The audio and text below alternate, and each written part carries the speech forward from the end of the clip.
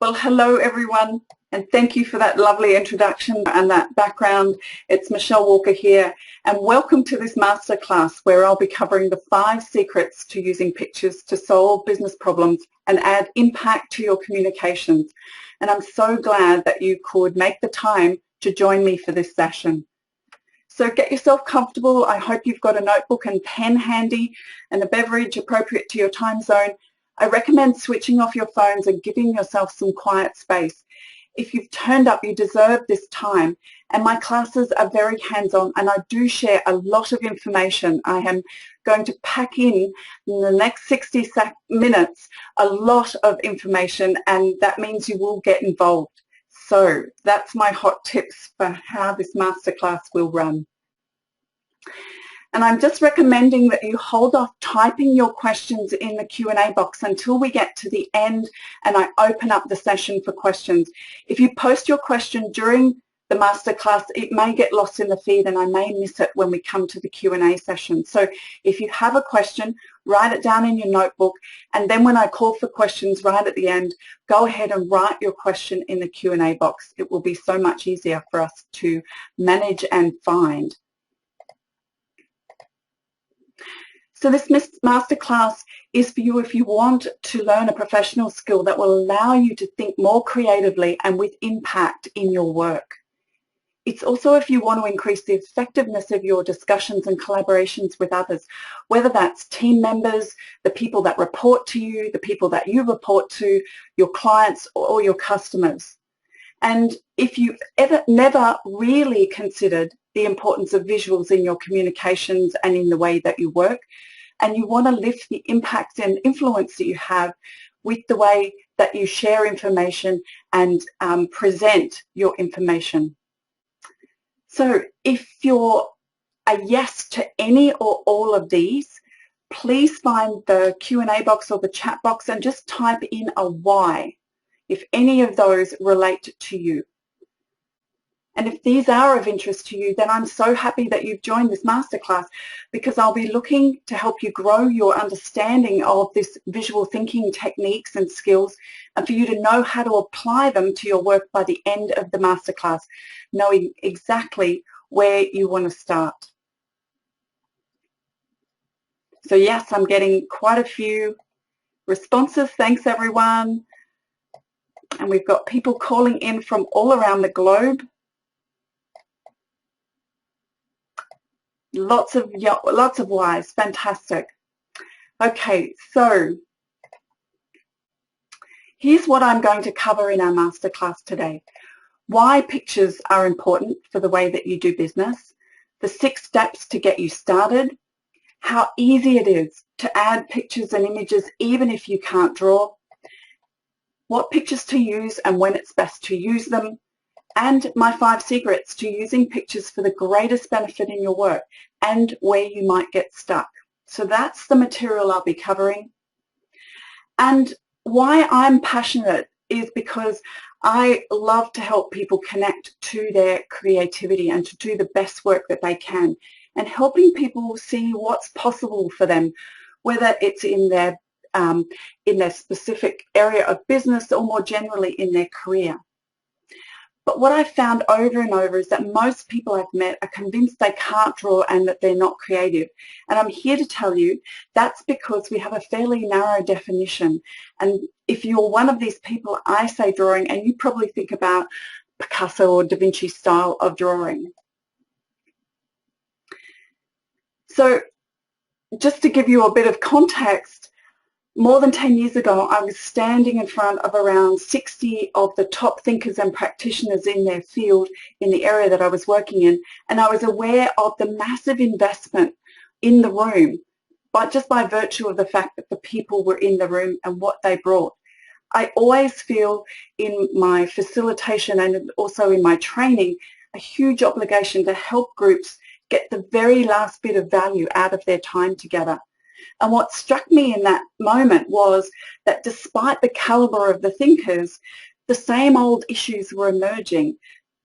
You know, and it doesn't matter what sector or what market we're talking about, issues around communications between groups and the concern about silos. the lack of resources for certain initiatives, the lack of collaboration where they would want it. And that doesn't matter what field you're working in. Most people had been attending in this situation, had been attending workshops for years, and what I needed to do was to figure out how to help people jump out of the usual train tracks of their thoughts and their contributions and help them come up with some new and innovative ways of thinking. That seemed to be a really important thing. And at the same time, I personally had both a science and an arts background. So I wanted to explore what the whole field of creative thinking had to offer the business world. So I started working with groups and playing around with principles of design and creative thinking, and I explored the use of drawings, props, mind maps, and creatively combining ideas. And what I observed was it really worked. People were able to think differently, to think more innovatively. And so I decided I needed to look at the reasons behind all of that. And as someone who loves learning, I went on a knowledge quest for new ideas and understanding and the tools that work with this stuff. And that's what you're getting a sample of today. A snapshot of the 15 years that I've been working and specializing in this field. So let's get started with the very first point that I want to cover in the masterclass, and that's why visuals are so important. Why would you even care about this? Why? And it is the big why of the pictures. So on any given day, we fire off emails, we write and send in memos, we send text messages, we sit in meetings, and we prepare and file reports. Did you know that we receive 500% as much information today as we did 30 years ago? That's a huge increase in the amount of information that we're exposed to in the working world. Every 60 seconds in the online world today, 204 emails are sent, 2 million searches are done in Google, and that's 4 times more than it was 12 months ago. 571 new websites are created, 3,600 new photos are uploaded to Instagram, and 72 hours of YouTube are uploaded in every 60 seconds. So even though you have more information available to you than ever before and quicker ways of accessing it, now more than ever businesses report they are struggling with information overload. But how often do we stop and think deeply about the way we are working and the way we are sharing information? We want all our messages to be memorable. We want our efforts to have a really positive impact, whether it's a big client pitch presentation or a weekly team meeting. In our text-heavy world, this is a greater challenge for you, for your colleagues, and for your audience than most people credit. So my proposal and my suggestion is that it's time for something new, a way of working that will allow individuals, teams, and businesses to break through the information overload. And in the context of a day in your working life, it's really useful to consider how people's brains work and how useful pictures can be in solving problems, in getting your message noticed, and getting others to have a shared view of the problem and possible solutions. In a world that predominantly operates in verbal and text mode, could there be important aspects of your thinking and communicating that you are missing? That's the question. So let's start with how the brain works. You probably know we have 3 brains. The prefrontal cortex, which is our higher order thinking brain. It's where we do our magnificent creative thinking, our problem solving, our pattern recognition. We also have the limbic system, which is our emotional brain, and the reptilian brain, or as I call it, the croc brain, which is totally concerned with quick assessments and survival. Because the prefrontal cortex, or that thinking brain, is only 3% of our body mass but can consume up to 22% of the body's energy, there is a certain set of rules to conserve energy and effort. The croc brain acts as a bit of a gatekeeper and won't allow anything it's seen before, it finds confusing, or even a little bit vague. It won't pass that information on to our prefrontal cortex and get its attention.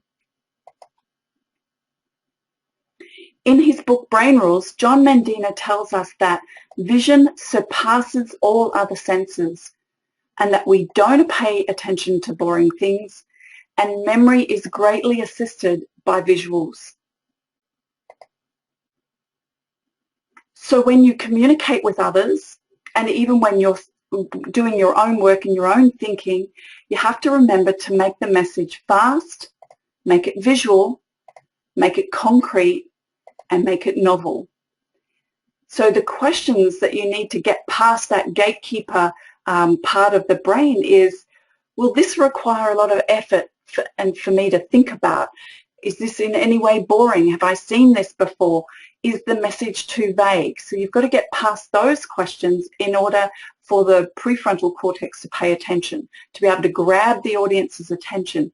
It needs to be fast, visual, concrete, and novel.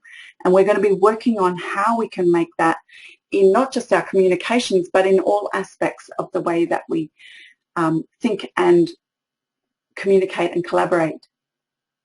So just reinforcing that point about the visual senses being so important, in fact, more than half of our brain's neurons are dedicated to our visual senses, and a whopping 75% of our brain's capacity to process incoming sensory information is for seeing. So while I've included pictures and images in my work for many, many years, and I've taught hundreds of people to use it in their work, it's taken a lot of reading and research to summarize what I think is the power of working visually. So I want to give it to you in 3 key points. The first is that our visual senses are online as soon as we're born, whereas our language centers of our brain actually take about a year to come on board. So thought pictures come before language. So it's natural for us to think in pictures. The second point is that some things are just so much easier to describe with an image rather than words. Words can be very long and protracted, whereas we can describe this object, like the circle, in, we can draw a circle in less than a second. Also, when we're reading or hearing words, there's a cognitive process that our brain has to go through. It needs to convert it into a 2D image, and it then needs to relate that back to the thing and the description of the thing. So there is some information that using a visual is so much faster. It takes only 150 milliseconds for us to recognize a symbol, and only another 100 milliseconds for us to be able to ascribe meaning to it. So we can take on information and be very fast at times with that. And the third point to the power of working visually is this point that when we include an image with a word, the retention for people is 6 times greater than the word alone. So there's not too many ways we can get a 600% effectiveness bonus in the way that we do our work.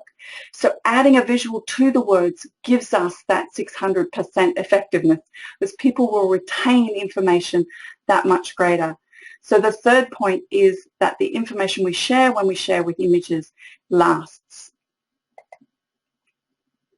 So here's my first secret, and that's that thinking in pictures is natural, it's fast, and it promotes memory retention. But where you might get stuck is thinking you have to convert everything in everything that you do to pictures. And just reminding you that the power is in the ability to be able to share your information with an image and word, because that's when we get the greater information retention. But let's first clarify, what pictures are we talking about? And when I say pictures or images, you might be thinking this kind of a picture. That's not what we're talking about. These pictures are what we're talking about. Easy, hand-drawn, and quick to impart, because these kinds of images are actually easy for our brain to recognize, and they're very concrete, And if they're hand-drawn, they're novel, so they get past the croc brain, which says if it's boring, we don't listen, we don't pay attention. But many people think they can't draw. And so let me know, if you think you're someone who can't draw, I want you to jump into the chat box or into the Q&A box and just type a Y. Let me know, does this apply to you? Yeah, I've got some Ys coming up. You don't think you can draw? Yes, quite a few people don't think they can draw. Okay, if that's you, I ask you to keep an open mind. Here's what I've been discovering, and that's that we really, if you can hold a pen and write your name, you can do this work that I'm going to talk through and teach you about today. So don't be worried, keep an open mind, and know that, that it just takes practice. And I know some people have said, no, they're no good, they're bad at it. That's okay. Yes, at times it's not good, no problem. We'll cover that and we'll get you started with some ideas. So let me just share with you this quote, because it's really a very important one. It comes from Mike Rohde. He wrote the Sketch Note Handbook, which is a great book, and he's also a designer and a visual note taker. And I would even suggest you write this down in your notepad and put a big asterisk beside it. What we're talking about in drawing and pictures in this context is about ideas. It's not about art. So it's important never to compare your quick stick figure person that you drew in under 3 seconds because you were illustrating a point to something that was an artist's beautifully rendered drawing of a figure. They are all for different purposes, and we're about ideas, not about fine art. So let me introduce you to the visual alphabet. There's 5 basic shapes, and that's the line, the circle, the square or the rectangle, the triangle, and the blob. Now we can build a whole army of icons and pictures from just using these basic shapes.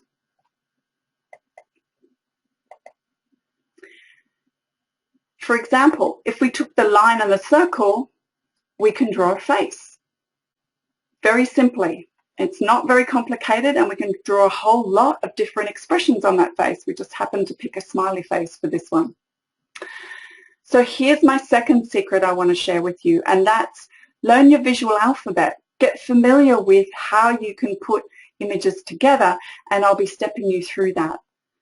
And where you might get stuck, again, is thinking that you have to draw like Da Vinci or Picasso or some of the great masters. That's not the kind of drawing we're talking about. We are really talking about drawing for ideas, and we're talking about pictures for the use of ideas. So what tools do you need to do this work? Well, you already have some built-in tools. You have your hands, you have your eyes to do seeing and looking with, and you have a brain that can process that information that your eyes get. There's also some analog tools, old-fashioned paper and pen, the other old-fashioned wheel-in type of whiteboard with whiteboard markers. We also can use digital tools for this kind of work. So whether it's a PC or a Surface or some kind of tablet with a stylus, all of those things are possible. And I use all of them, and all of those are available to you. So let's find out how you can get started with doing this kind of work. I'm going to start very, very gently with a kind of easy entry, and I'm going to give you my 6 steps to get started with working visually. And the first point is the next time you're in a business meeting, or even now if you've got one of these sitting in front of you, take your notebook and turn it sideways so that it's in the landscape direction. And my suggestion is get one with blank pages from the stationery shop next time you have a chance. But if you have one with lines, that's okay. Just ignore the lines. Now what I want you to do is write a couple of keywords in the middle of that page that summarizes the topic or the discussion, the name of the meeting that you're in, and put a circle around it. And as you hear important points being said, just write these in the space around the central heading. Give it its own bit of space, and if you have an important point, make it stand out by writing it in capitals, and the more detailed points can be in a smaller font. And just put a bubble or a cloud around each of those and link them up with lines. Now try adding some very simple drawings. They are all just made up of those 5 basic shapes that we talked about in the visual alphabet: the line, the circle, the square, the triangle, and the blob. For example, if you want to draw a face, you start with the circle for the head, you have 2 dots for the eyes and 2 lines, a straight one for the nose and an arc for the mouth. Very simple. Next, have a look over your notes and add any words, any detail in smaller print that helps you remember some of the information that was shared, so that you take away a lot of information from your meeting. And the last is put a border around the page, because this finishes the notes for you. It also allows your brain to understand that that's the end of the information that it needs to know. So, and the same applies to working on a whiteboard. You could do the same kind of notes for your group if you were recording for your meeting team. So very simple, central idea, putting the notes around that central idea, adding some images and icons to make it look more interesting, to have it more engaging, and get the eyes to really be drawn to it. So here's those 6 steps again. Work in landscape format, write the keywords in the center, note down all the important things you hear around that central bubble, include drawings to add interest, include detailed points, and add a border at the end. So that's the 6 steps. So start with the 6 steps and learn what works for you.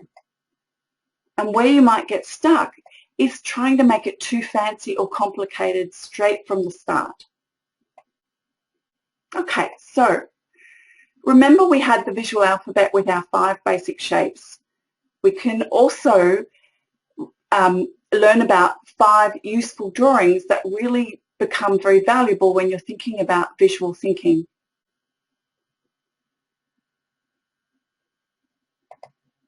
So if you're talking about a person or a product or service, then you can draw portrait or an object as the useful drawings for that kind of information.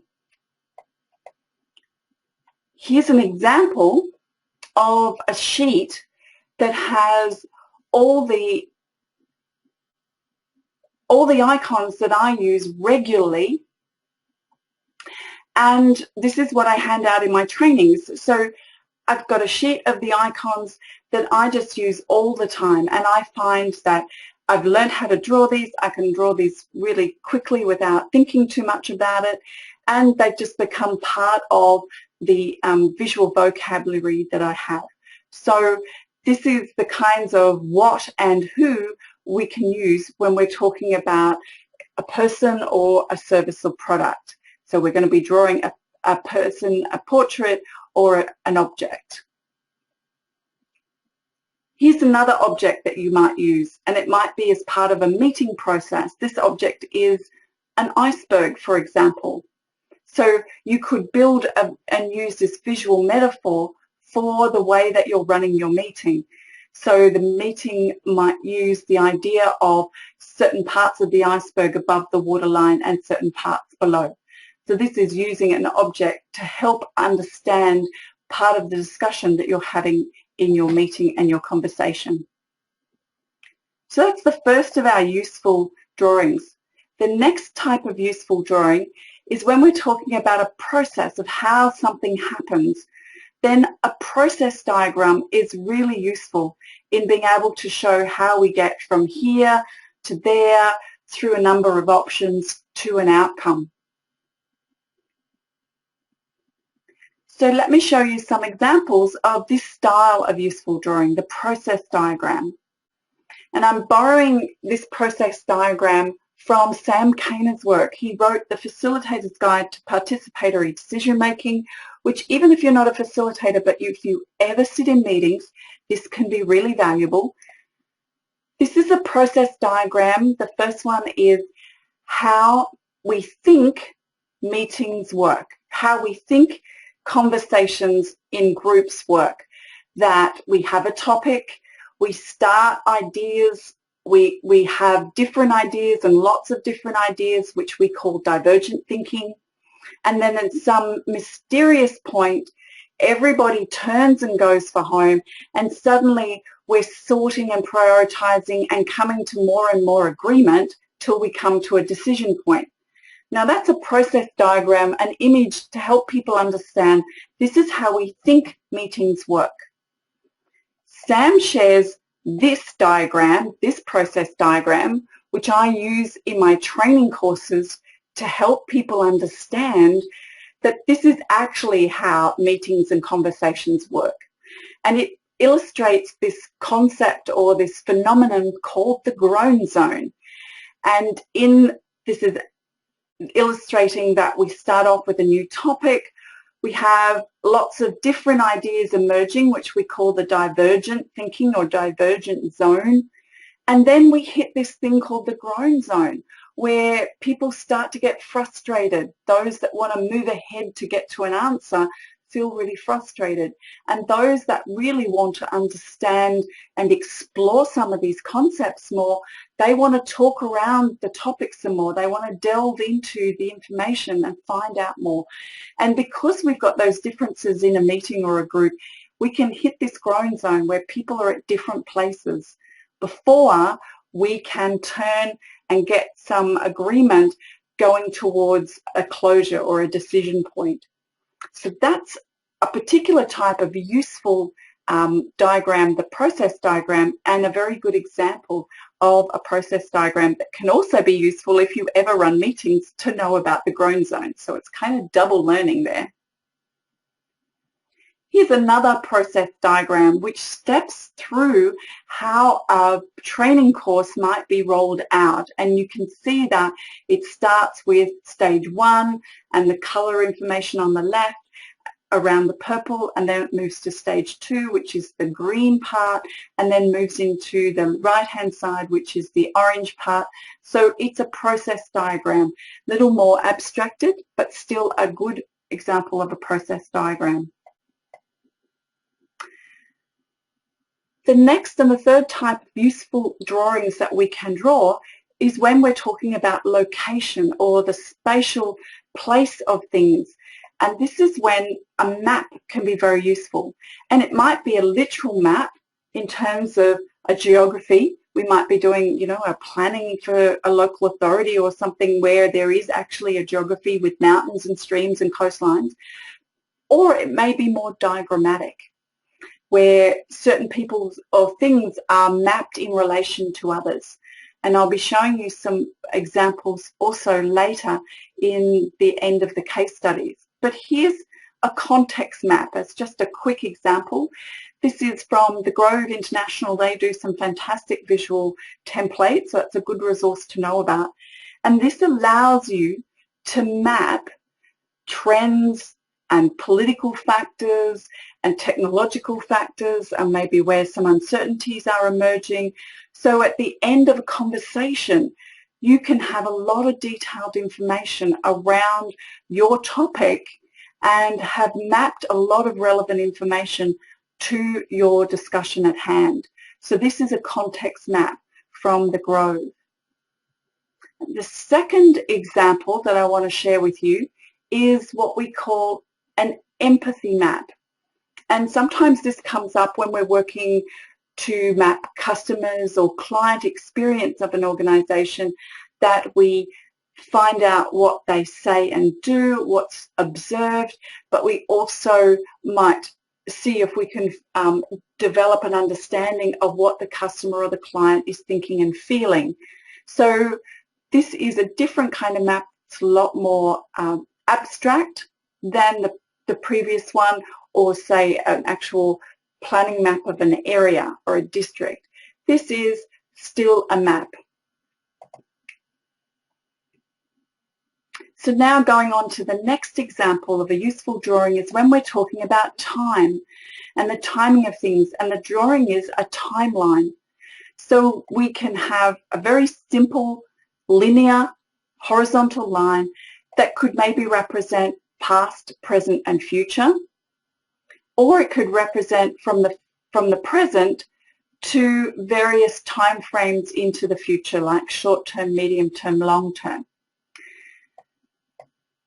Here's an example of a timeline, and this is from it's actually an agenda for a conference where you can see that the timeline is more or less going from left to right, and you can see what activities are happening within each day, and you can see that this is really over a time frame with some different elements in terms of both a process diagram and a timeline diagram together in this one. So here's a second example of a timeline. In this example, it's for a person's resume. So it's actually using a timeline as a visual for a resume. And you can see that again, it's a left to right horizontal traversing of someone's career. And it's also a bit of a journey map. So you could say, again, it could be a bit of a combination, but it's essentially a timeline for someone's resume. And the last of our very useful drawings that I want to share with you is when we're talking about the quantity of something, so how much of something, then charts and graphs become very useful. And they could be, again, they could be very literal charts and graphs, or they could be quite abstracted. So let's have a look at an example I use. This is from my training handbook in visual thinking. And it's literally a graph of the pace of learning. And when I talk to this in my training courses, I get people to think about speed at which we're traveling for them and the personal pace of learning. If it's on the left-hand side, it's too flat, it's boring, won't be challenging enough. If it's too far on the right-hand side, it's too steep. It'll be overwhelming and daunting. So I get people to think about how they're traveling and if they can hit that sweet spot called just right, where it's stimulating and it's interesting, but it's neither too boring nor too daunting. So that's using a graph to illustrate a key point about the pace of learning in a training course.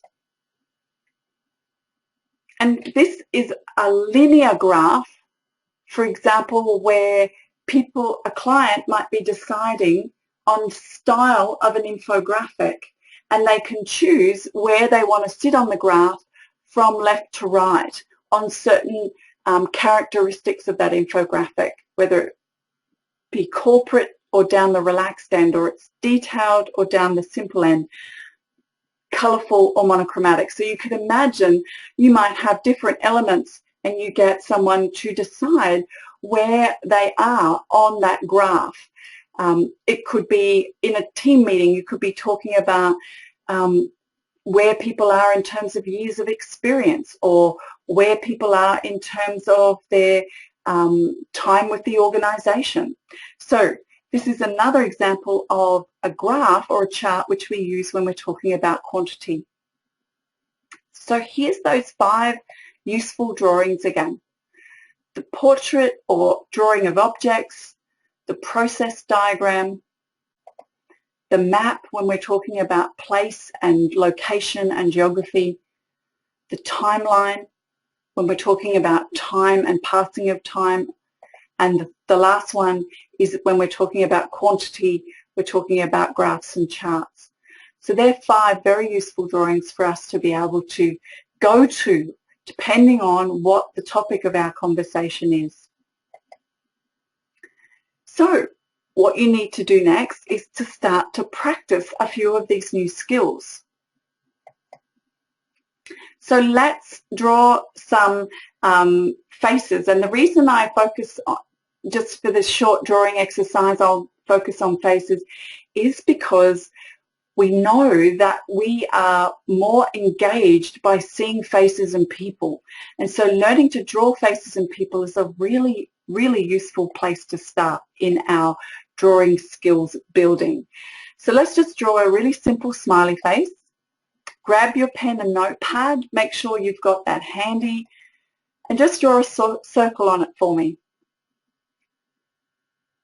And then draw 2 small circles for the eyes and a straight line for the nose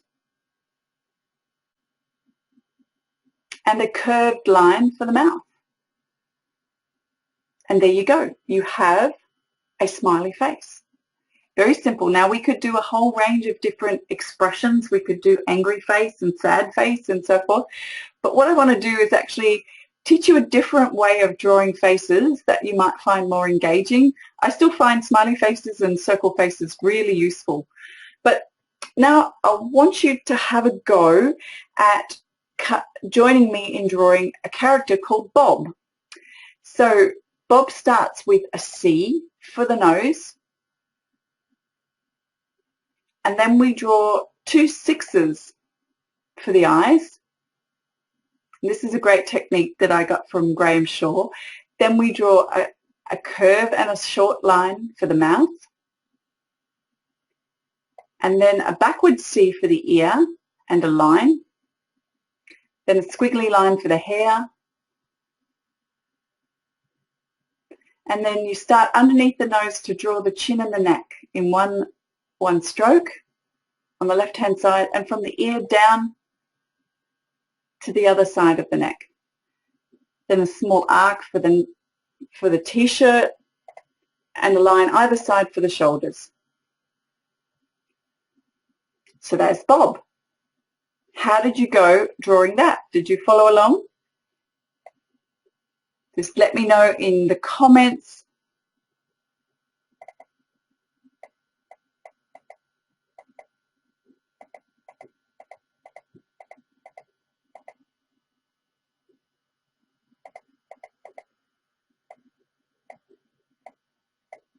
To see if you have a go. Yep, love this. Yep, awesome, good. You did a great job. Be proud. Excellent. Okay, let's have a go at drawing Mary. So same sort of style, but I just want to change up some of the characteristics so you can draw a different kind of face really easily. So start with a sideways V for the nose. Try the 66s again for the eyes. A little arc and a short line for the mouth. And then the blob for the hair. And starting under the nose, go underneath the chin and down to the neck. Then starting from the hair down to the neck on the other side. Then a V this time for the neckline for Mary, and 2 strokes either side for the shoulders. Now you've got a different kind of character. Okay, one more. Let's just do one more together. Let's draw Andy. This time Andy's going to be facing straight on to us. Start with a J for the nose and then 66 for the eyes. And then the arc and the little line for the mouth. And this one we start with a straight line coming down from the hairline. And then we do a C for the left-hand ear and a big U for the jaw. And then a backward C for the right-hand ear, and then a short line up to the hairline, and then a squiggly line across the top of the head, which is the hairline for us. And then an arc over for the top of the head, and 2 curves for the neck, and then a curve for the shirt. Simple as.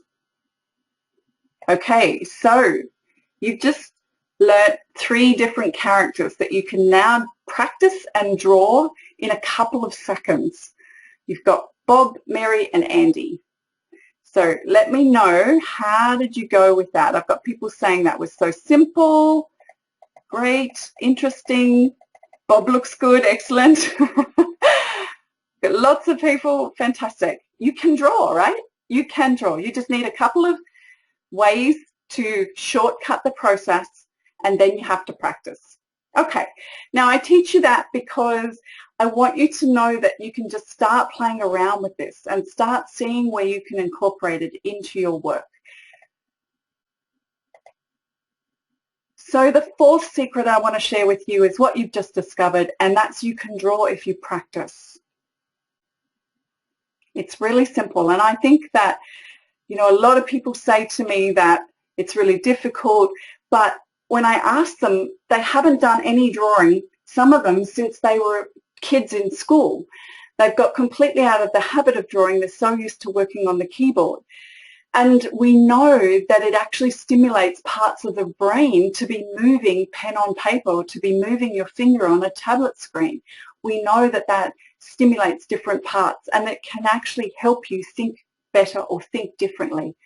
But just know that you can draw if you practice. Just like for those of you who got a car license in what I call a manual car or a gear shift car, remember how difficult it was to do a hill start or to take off when you first were trying to get all the pedals and the gear stick and the steering wheel.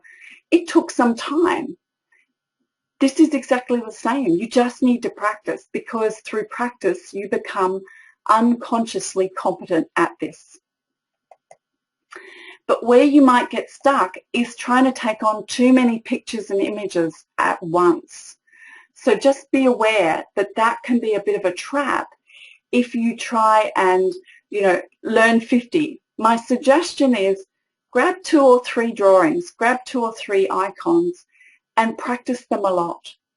Make them really, make yourself unconsciously competent at it, so that you don't have to think twice about how you're going to draw a smiley face or how you're going to draw a Bob type character, that you can just do it without thinking, because your thinking brain is listening to what's going on. So really trying to take on too many pictures at once can be a trap, and you can get stuck and find it difficult. So grab 2 or 3 and really work on them.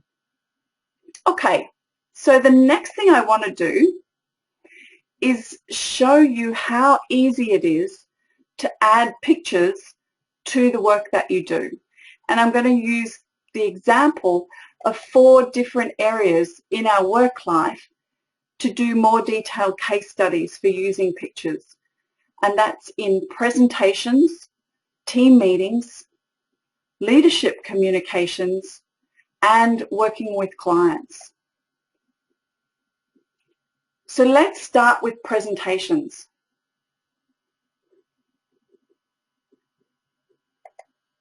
We all know that you want to avoid endless text-filled PowerPoint slides, because that will just switch your audience off and they will not be paying attention to your message.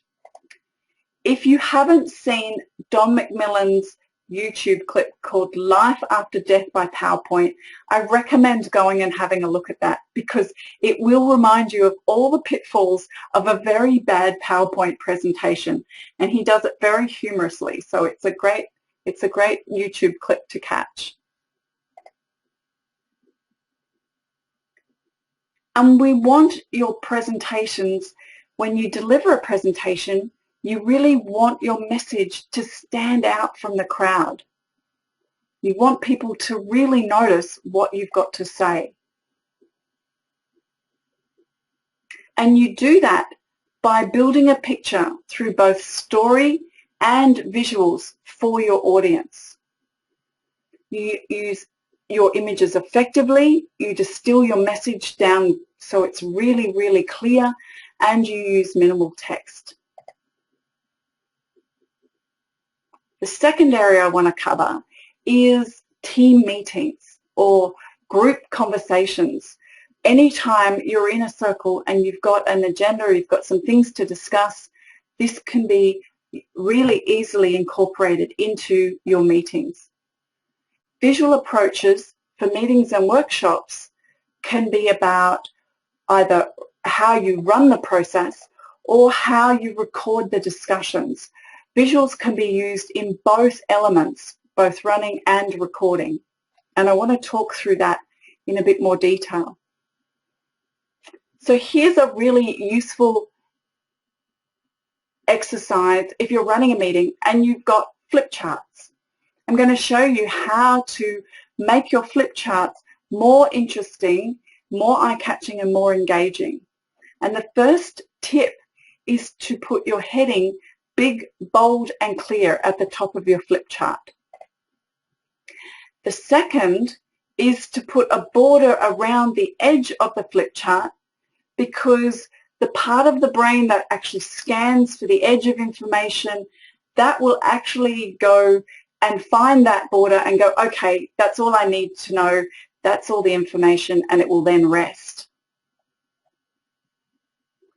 And the third area for great flip charts is how you treat the body of the flip chart, the body text. And there's a couple of really easy ways that are visually engaging. You can use different alternating colors for different points so that the brain can really clearly see that's different from that. You can also use a dividing line or a break line so the brain can really instantly recognize the chunks of information that you're sharing with it. And the third thing is that you can use some very simple icons just to make it more eye-catching. And the icon for the coffee cup and to denote morning tea or a break was the first ever icon I ever learnt about 15 years ago, and I still use it today. It's one of those go-to icons. So these things have a life. So you can, if you're running a meeting, holding a conversation, you can put together a quick flip chart agenda that follows these 3 points, and it will make your process of your meeting even more engaging. So let me cover a couple more ideas for the process of your meeting. And that's using visual templates. And I mention this because I actually have a resource for people who run meetings called 15 Visual Templates, which steps you through a whole lot of these. This is just a couple of examples. But if you're running a meeting, you could at some point stop, and it might be midway through or right at the end. You actually check in and say, so what's clear about this and what's still fuzzy? So people actually understand, and that as a group you get clear about what you still have to do to get clarity or to get agreement. Here's another visual template you can use to run your meetings as a process. And I know many of you will probably do strengths, weaknesses, opportunities and threats, SWOT type processes. Well, this is a really easy template to add some visuals in a process to help people stay engaged and stay captured. The third visual template for the meeting running that I want to share with you is being able to talk through, and so it doesn't even need to be drawings, it can just be color and space. So for example, in this process with the group, we're talking about what's working well and what needs to be improved. That's the green and the blue areas. And we're also discussing what things are enabling us to work well and work better, and what things are actually in our way of working well and perhaps improving. So that's the template of, and it's just using the visual of color and place. And this is an example of a result from a meeting where we used this approach, and we basically used coloured post-it notes for people to be able to map out what is working well. And there was a lot that was working well. You can see by how many green stickers there were. What needs to be improved? There was still a fair number of blue stickers. So we know just by the sheer quantum of the colour that on the whole the group felt there was a lot that was working well, but there was still a fair bit to be improved, and that there were some enablers and there were definitely still some barriers. So you can see how working visually doesn't necessarily mean lots of drawing. It could be using colour and place to help a group have a really good, clear conversation. So that's my examples.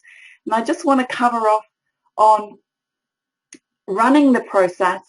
We're talking about people that can have the skills of knowing how to run a good meeting, but also might be able to use drawings and images. And sometimes that's called a graphic facilitator. So you might come across that language. And if you're recording the discussion, so on behalf of your meeting group, you might be capturing the discussion using image and words. And that is sometimes called a graphic recorder. So they're two terms that you may have come across that I really wanted to make sure you were clear about what that is. So,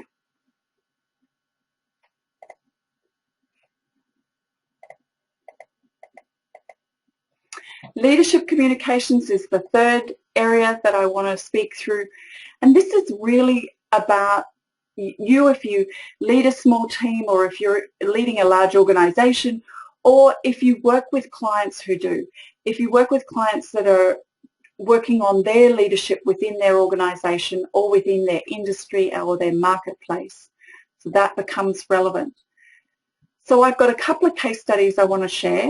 And the first is a timeline, one of those useful drawings that we talked about. And this was done for an organization that was growing rapidly. There was a whole range of issues that the organization was dealing with, from local to international, and that they were dealing with that on a weekly basis. And I helped them develop this journey map, this business timeline for their organization, which is really to be used as part of an onboarding for new staff. So when new staff join, they get oriented to the organization, so they understood the history of the organization over the previous 2 decades. So it was really important, because of the speed at which the business was moving, that they had really an ability to get up to speed. And this timeline of the organization was one way of doing that. There's also another really important type of case study is the vision and mission for leadership communications, and that's developing this clear single graphic. This is very fancy, I know, and it's taken probably a lot of time to develop it, and this isn't something you would just whip up, I understand. But the importance of having in a single graphic laid out all the key aspects for an organization, the vision, its mission or purpose, and the core values. It's a very powerful tool so that all staff can understand what's important, and it can be part of a leadership communications toolkit. And another example, I developed this visual to represent this organization's operational plan for the coming 12 months, and it highlights the key initiatives and the focus so that all staff are clear. And it is a map type of picture. When we talk about useful pictures, it actually relates to the geography of this jurisdiction that the organization worked within. Okay, and the fourth area that I want to cover, where it's easy to add visuals, is in working with clients and helping them solve problems. And there's a great case study that was shared by Dan Rome. If you know Dan Rome, he wrote Back of the Napkin. He's a bit of a guru when it comes to visual thinking. I studied with him, and this is the Thomson Publishing case study and what he called the $1 million chart.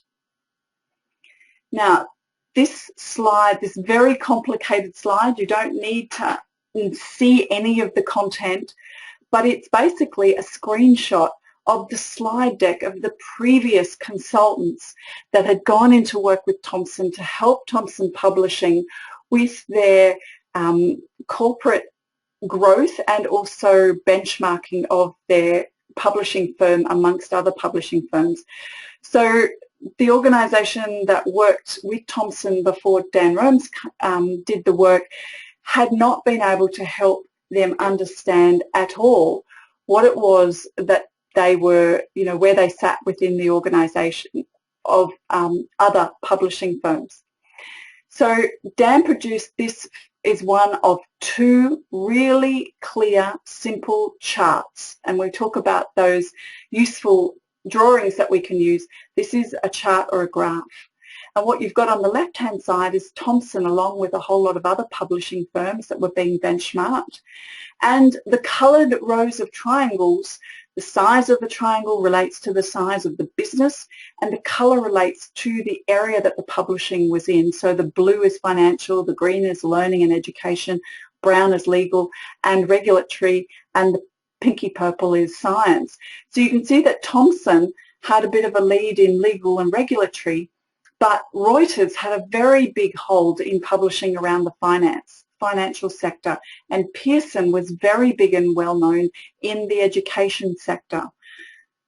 This was put together into a graph, and on this graph on the left-hand side they mapped the recognition of the corporate brand, because this is one of the big problems that Thomson Publishing was facing, was they had very low corporate recognition of their brand, and you can see they're in the bottom right-hand corner. The other thing that was really interesting is that organisations like Reuters and Bloomberg were very singular. They were very focused in this case on the financial market. So they were right on the left-hand side of the breadth of offerings, that they were very singular, whereas Thomson was very different in that they had a suite of multiple offerings across all those different types of sectors.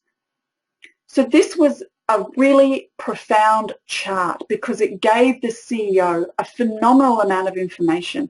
And his comment to Dan in this work was, I've worked for this organisation and for 30 years I've never seen my organisation so clearly illustrated to me about where we sit with our competitors and within the marketplace.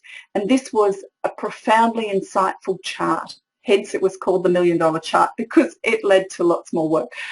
But one of the things that they understood then through the conversation of looking at this one chart was to get the outcome Thomson wanted, which is to raise the recognition of the corporate brand, i.e. lift Thomson up on the right-hand side to be the top right rather than the bottom right. They could do several things. They could invest a lot of money in getting brand recognition built, or they could merge with an organisation that already had very high corporate brand recognition like Reuters and have the same effect. So not long after this conversation, Thomson Publishing and Reuters merged to become Thomson Reuters. So the power of a single chart to be able to help a business understand where it was and to make some very big business decisions based on that utter clarity. So we covered 4 different areas in knowing how to easily add pictures to your work. We covered presentations, we covered team meetings, we covered leadership communications, and also working and problem solving for clients.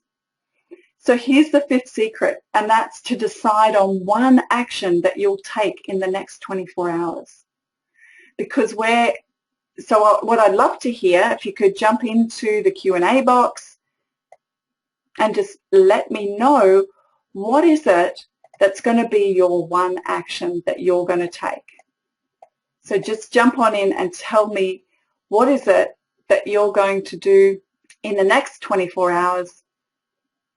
So I've got some people saying they're going to practice, practice, practice. Excellent. Practice different shapes. Look at working on presentations. Practice thinking visually. Making slides more simple with visuals. Now I know in Genpack you have an ability to have support when you're doing presentations, which is fantastic, but you can also help direct what that might look like. Client workshop tomorrow, fantastic, Caroline. Need to revisit the pack for it, okay. Next meeting without slides but paper charts, great idea. Shalu, that's a great idea. Working on recent presentations to make them more visual, Dion, thank you. That's a great idea. Okay, we've got a ton of ideas for how people are going to put it into action. And let's just cover where you might get stuck. It's just listening to this and thinking about it but not actually taking action to do something different. So that really is where you're going to make change is by starting to see where you can introduce in little baby steps, little simple ways into the work that you do every day.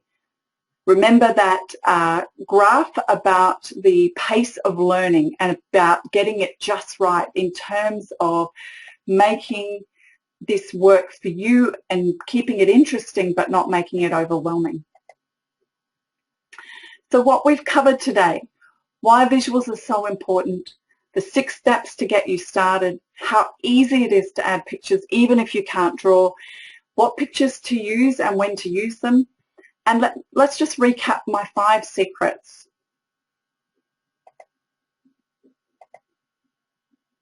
Remember, thinking in pictures, it's really fast, it's natural for the brain, and it promotes memory retention.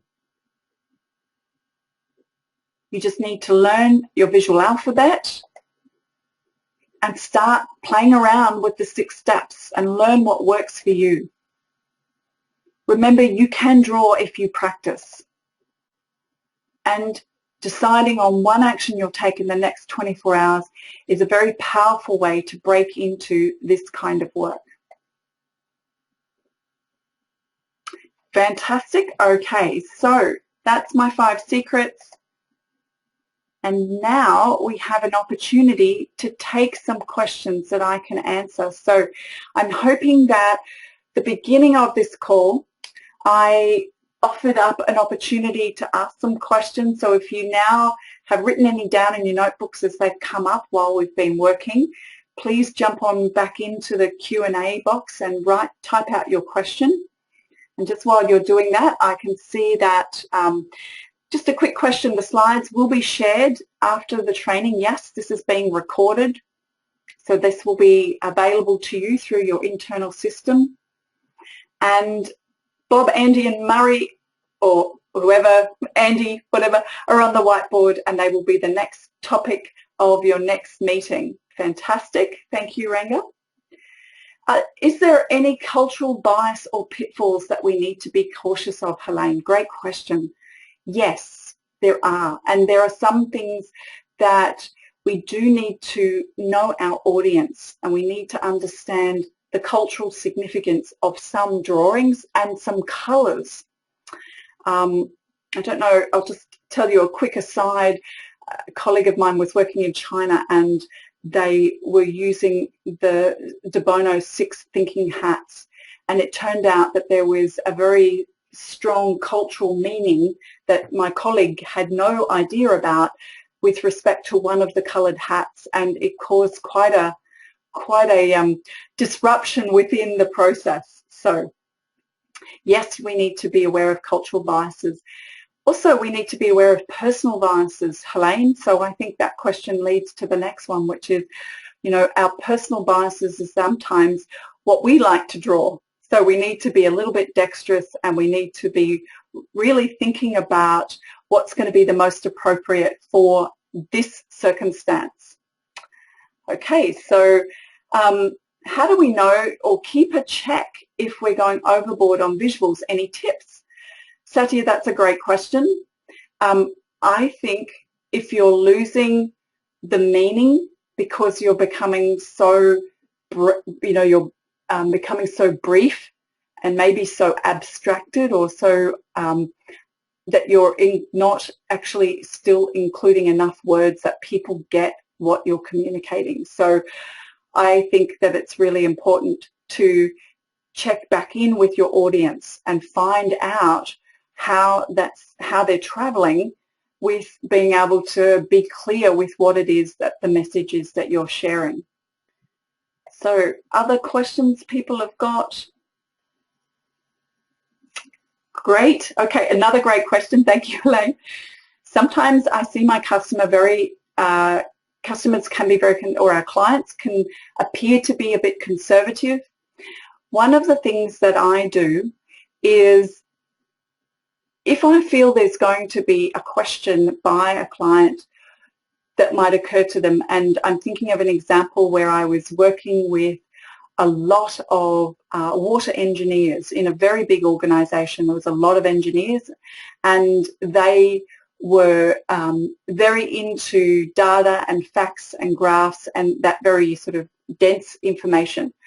I started on a project that I worked with them for over a year, and what I did was explain to them the way I worked and why I worked in that way. So I literally made the way that I worked with visuals, I made it legitimate because I gave it the standing and with the research to back it up as to how it would help people be engaged and be involved in the workshop discussions and understand ultimately what the problems were and what some of the solutions were. So that is a really good question about testing the waters with a customer or a client, but also know that you can stand in the certainty that this is a really powerful way of working.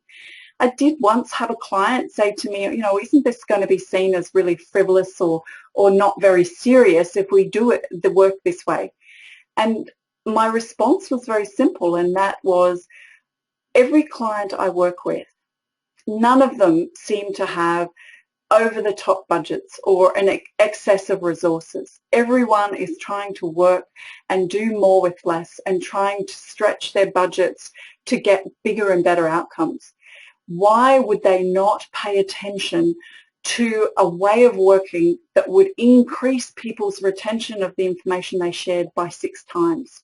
For me, that's a no-brainer, and the research is there to say that is the case. So I stand fairly firmly in the confidence that this works well and it will have positive and lasting impacts. So I don't worry that some people might have concerns so much, but I'm happy to have that conversation with them. Another question, what are some of the tools that you generally use to draw these visual alphabets? You're welcome, Helene. So this question from Garima, I've got the tools. We covered some of the tools earlier, so I'll answer this and just make sure that I'm hitting the mark with the answer, and maybe it's not what you're asking.